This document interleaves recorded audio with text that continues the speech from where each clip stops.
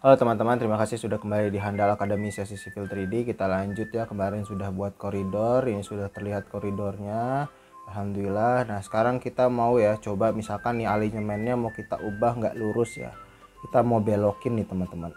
Misalkan ya, kita klik alinyemennya, lalu geometry editor, lalu kita tambah PI 1 di sini. Klik, oke sudah. Lalu di sini kita buat lengkung, misalkan full circle aja yang gampang. Klik kiri, klik kanan, paste dan 180, ininya 200 saja sesuai. Oke sudah ya, ini anggaplah oke sudah selesai. Nah caranya biar koridor ini dia ke arah alinyemen ya sesuai asnya lagi, tinggal klik kanan lalu rebuild koridor di sini. Nah dia otomatis berubah, dan otomatis sebenarnya ininya juga berubah teman-teman, profilnya ya. Nah ini profilnya berubah dari sebelumnya. Ini ada tanda-tanda seru tuh, maksudnya apa sih? Maksudnya ini memperingati bahwa ada perubahan pada alinyemennya.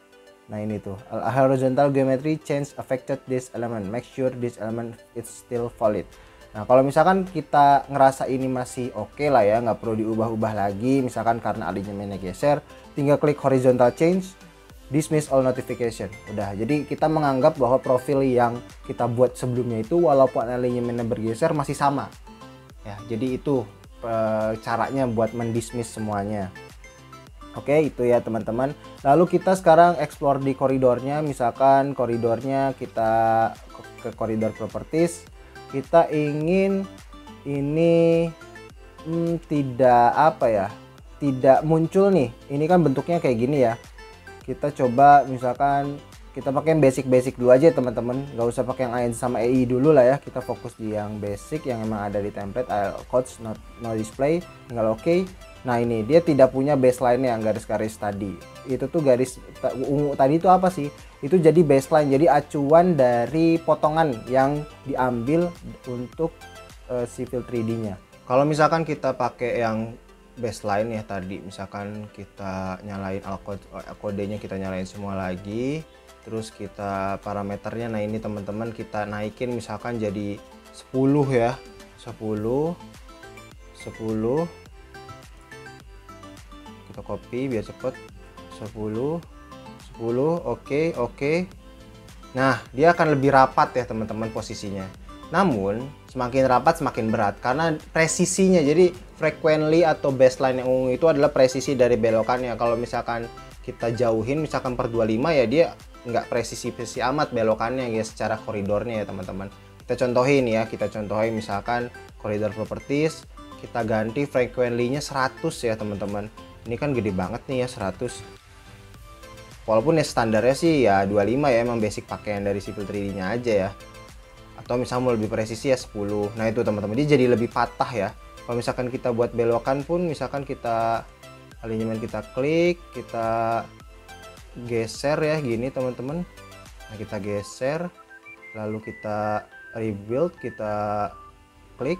Nah dia patah kan teman-teman, dia lebih patah. Beda kalau baseline-nya rapat-rapat, itu dia lebih presisi. Itu aja sih bedanya baseline-nya.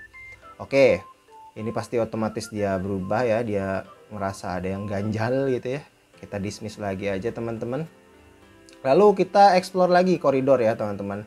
Kita explore koridornya, klik kanan. Lalu di sini ada koridor surface.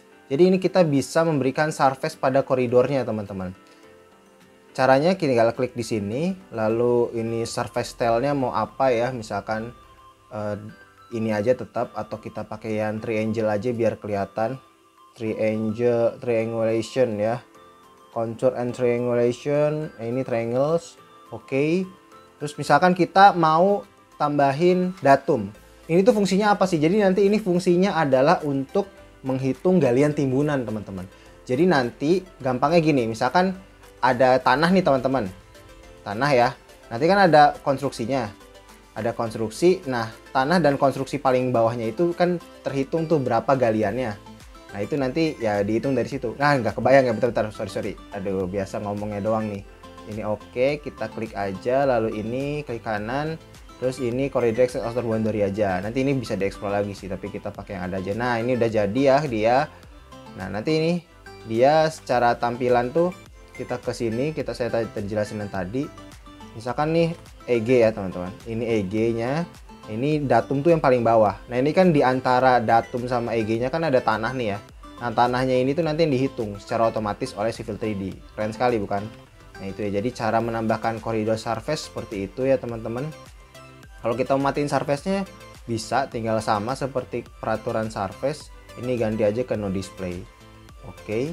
Nah lalu kita explore lagi, ada apa lagi, lalu edit code style, set style. Ini yang tadi sama saja ya teman-teman, kayak di koridor properties. Jadi sebenarnya sudah ada sih semuanya di koridor properties ya teman-teman.